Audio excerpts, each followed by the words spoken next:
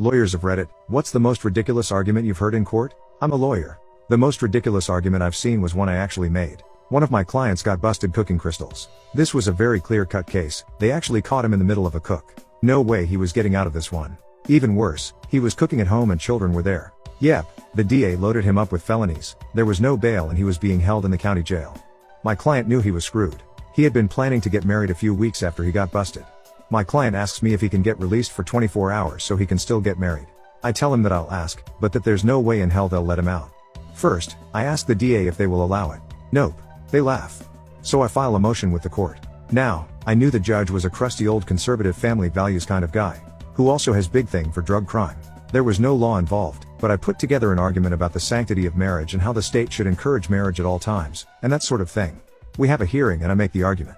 The DA is totally opposed and calls it ridiculous. And the judge grants it. The judge actually decided to allow my client out for 24 hours to get married. He had to surrender at the county jail at 8 a.m. the next day and some other conditions, but, still, he was allowed out. Everyone is stunned. Nobody can believe it. The day of the wedding comes, my client gets out, gets married, then goes back to the jail. Everything went exactly like how it was supposed to, which is also pretty shocking.